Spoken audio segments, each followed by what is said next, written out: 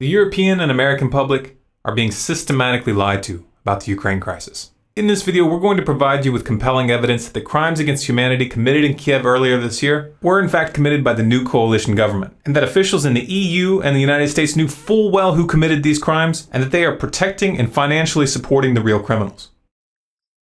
On February 20th of 2013, the world was shocked by video footage of snipers firing on protesters in Kiev, Ukraine. 21 people were murdered, and it was widely assumed that President Viktor Yanukovych and his supporters were behind the attacks. However, a phone conversation between EU Foreign Policy Chief Cathy Ashton and Estonia's Foreign Minister Urmas Paet, which was leaked to the public on March 5th, reveals that the snipers were actually from the new coalition government, and that Western diplomats knew this and covered it up. Yeah. So that he has some sort of, how to say, trust among all these Maidan people and civil society. And second, what was quite disturbing, the same Olga told that, well, all the evidence shows that people who were killed by snipers from both sides, among policemen and people from the streets, that they were the same snipers killing people from both sides. Well, that's. So that, and then she also showed me some photos. She said that has medical doctor. She can, say that it is the same handwriting, the same type of bullets, and it's really disturbing that now the new coalition that they don't want to investigate what exactly happened. So that there is now stronger and stronger understanding that behind snipers it was not Yanukovych, but it was somebody from the new coalition. For some reason, the US media didn't think that little detail was worth covering. But wait, I thought the opposition protesters were just peaceful activists who wanted a chance to join the European Union. Well, yeah, that's the official narrative that the US media outlets are peddling. But the real story is far more ominous. It turns out that the most powerful and influential contingent in the opposition is a coalition of literal fascists and neo-Nazis. And they aren't peaceful. In fact, they're extremely brutal.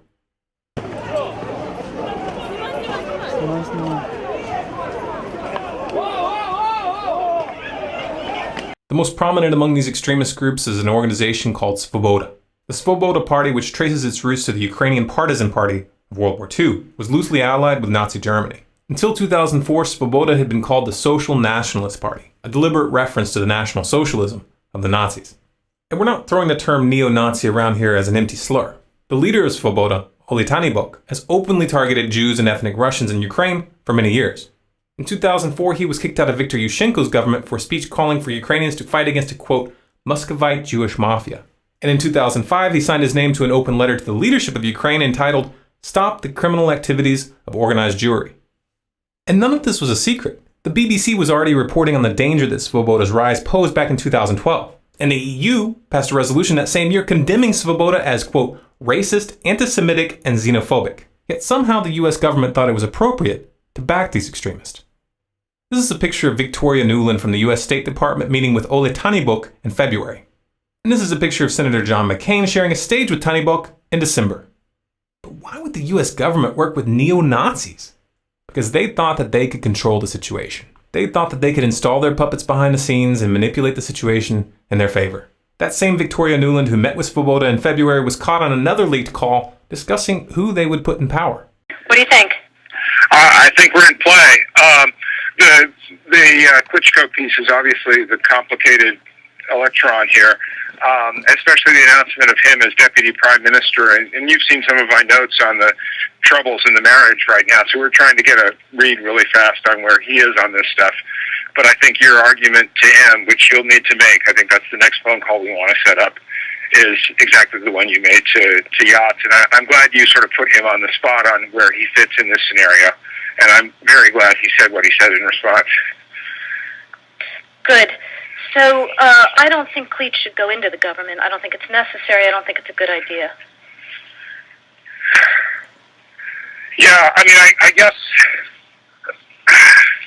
you think, in terms of him not going into the government, just let him sort of stay out and do his political homework and stuff.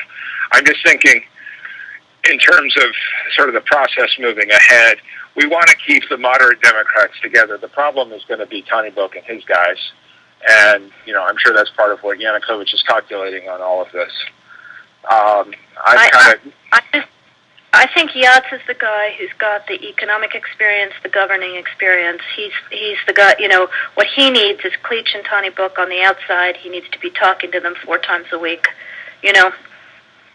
I just think Cleach going in, he's going to be at that level working for Yatsenyuk. It's just not going to work. Yeah, no, I think that's right. Okay. The mainstream media tried to draw your attention away from the important part of that conversation by focusing on the fact that she used a cuss word when referring to the EU. Did I write you that this morning? Yeah, I saw that. He's now gotten both Seri and Ban Ki-moon to agree that Seri could come in Monday or Tuesday. Okay. So that would be great, I think, to help glue this thing and have the UN help glue it. And, fuck the EU. The US government thought that they could control this beast, but they were wrong. Svoboda and the right sector are not toys to be played with. These groups are armed, they're forceful, and they view this crisis as an opportunity to reshape Ukraine in their own image. This video shows a prominent leader from the right sector, Alexander Muzichko, brandishing an AK-47 in parliament, letting them know who's in charge.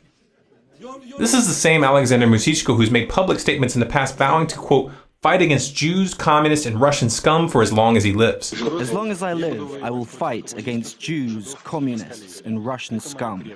Apparently, the US government has been a little slow to catch on to the fact that their hand has been exposed. In March, a senior US official told Reuters that, quote, since entering the Ukrainian parliament in October of 2012, the Svoboda leadership has been working to take their party in a more moderate direction and to become a modern European mainstream political party. The leadership has been much more vigilant about expelling or otherwise punishing individual members who engage in xenophobic behavior or rhetoric.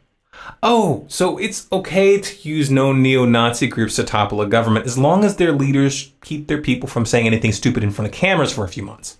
The reality of the matter is that, as ridiculous as this position makes Washington look, they're trapped. They can't deny that Svoboda and right sector are running the coalition government when Svoboda holds 5 senior posts, including the deputy prime minister position. And the right sector's Dmitry Yarosh is now the country's deputy secretary of national security. But what about that dramatic video, I Am Ukrainian, that went viral as the crisis was unfolding? It was so compelling, so heart-wrenching. Yeah, but who made it? A whisper to a roar. Who are these people? Oh look, a link in the description. Let's click it. They have a website. And a behind-the-scenes section. Oh, it lists the filmmakers. Who's this here? Larry Diamond, inspiration and executive producer. He's also a member of the Council on Foreign Relations and the National Endowment for Democracy. And he's an advisor for the U.S. State Department. You know the funny thing about the National Endowment for Democracy? Is that even though they call themselves an NGO, they get virtually all of their money from the U.S. federal government. You can easily verify this by downloading their annual financial disclosures. I'm sure it's just a coincidence that the NED has been pouring massive amounts of money into Ukraine to, quote, strengthen democracy and civil society. That sounds nice, doesn't it? Democracy, civil society. Of course, by now you've realized that when they talk about spreading democracy, what they really mean is regime change. And they are willing to work with the most despicable elements when it's expedient. This is exactly the same game as they played in Syria. The US government funded known extremists, literal terrorist organizations who have been documented massacring whole towns. And even after those extremists used sarin gas on thousands of civilians and got caught by the UN, Washington still covered for them. Even to this day, they are still funding those murderers. They are still training them. And they are still sending them weapons. There's a word for that. State-backed terrorism. But the situation in Ukraine didn't unfold as planned. The Parliament of Crimea in the south of Ukraine voted to secede. And they're putting the decision up for a public referendum on March 16th. The US government claims that this referendum is unconstitutional and says that they won't recognize Crimea's decision as legitimate regardless of the outcome. So a foreign-backed neo-Nazi coup which takes control of a government without a vote is constitutional, but a declaration of independence placed to a general vote is not? Seriously, that's the best you guys can do? Who writes these scripts? Take a step back and look at the pattern. The real stakes of this drama are much bigger than Ukraine or Syria. And these are not random or isolated events. We are witnessing the final stages of a geopolitical chess game that is designed to end in war. But in order to get that war, they need to convince you, the public, that they didn't see this coming. They need you to believe that the other side was the aggressor. They're counting on you not paying attention to the fact that Obama signed an order targeting Russia with sanctions this past week and revoking the visas of a number of Russian diplomats. They're counting on you not noticing that Russia had warned that such a move would result in Russia dropping the dollar and encouraging others to do so as well. Oh, and did I mention that China is on Russia's side in this conflict? The same China who keeps our economy afloat by loaning us more and more money. That's a brilliant idea. start an economic war with China.